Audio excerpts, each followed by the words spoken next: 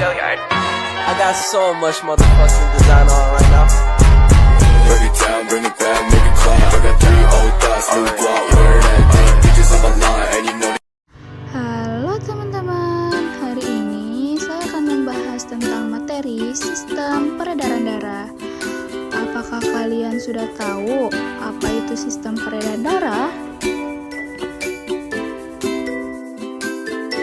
Sistem peredaran darah adalah sistem dalam tubuh manusia yang berfungsi untuk mengedarkan darah, oksigen, nutrisi, dan zat-zat lainnya ke seluruh tubuh, serta mengangkut zat sisa metabolisme untuk dikeluarkan dari tubuh teman-teman.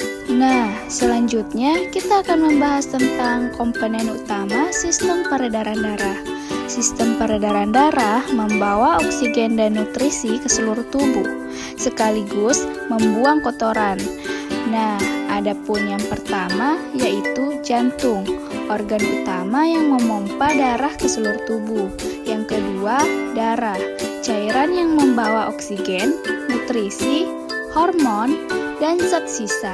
Yang ketiga, pembuluh darah, saluran yang membawa darah, arteri mengalirkan darah dari jantung ke seluruh tubuh, vena membawa darah kembali ke jantung, kapiler, pembuluh darah kecil tempat pertukaran. Nah, itu adalah contoh dari komponen utama sistem peredaran darah. Nah, selanjutnya kita akan membahas tentang fungsi darah dalam tubuh. Fungsi darah dalam tubuh yang pertama yaitu menyangkut hormon yang diperlukan untuk mengatur fungsi tubuh. Yang kedua, mengeluarkan zat sisa seperti karbon dioksida. Yang ketiga, mengangkut oksigen dari paru-paru ke seluruh tubuh. Yang keempat yaitu mengedarkan nutrisi dari sistem pencernaan ke sel tubuh. Nah, selanjutnya yaitu jenis peredaran darah. Peredaran darah kecil atau pulmonal mengalir dari jantung ke paru-paru menuju jantung. Adapun fungsinya yaitu menukar karbon dioksida dengan oksigen di paru-paru. Yang kedua yaitu peredaran darah besar atau sistematik, mengalir dari jantung ke seluruh tubuh menuju jantung. Adapun fungsinya yaitu mengangkut oksigen dan nutrisi ke seluruh tubuh dan membawa karbon dioksida kembali ke jantung. Nah, selanjutnya yaitu proses peredaran darah.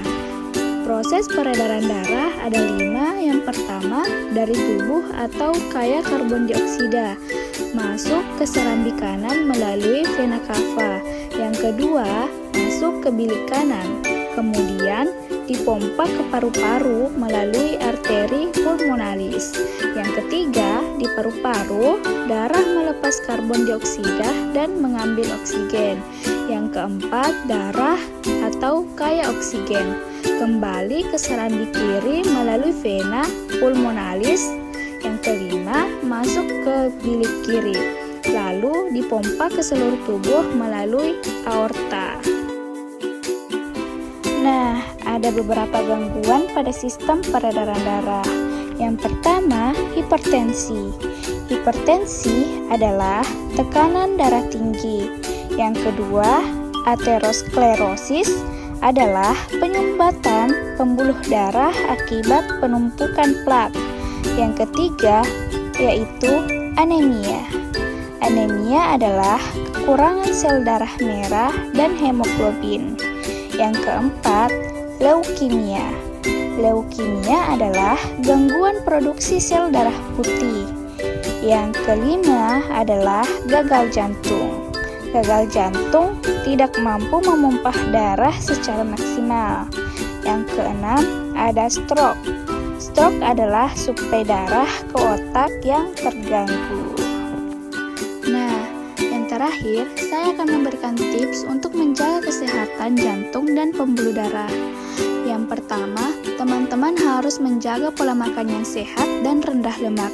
Yang kedua, olahraga yang teratur, Dan yang ketiga, menghindari rokok dan alkohol, karena rokok sangat berbahaya dalam tubuh kita. Yang keempat, mengelola stres dengan baik, seperti tidur yang cukup. Nah, itulah materi yang dapat saya sampaikan. Semoga materi saya bermanfaat buat kalian. Lebih dan kurangnya mohon dimaafkan. Wassalamualaikum warahmatullahi wabarakatuh.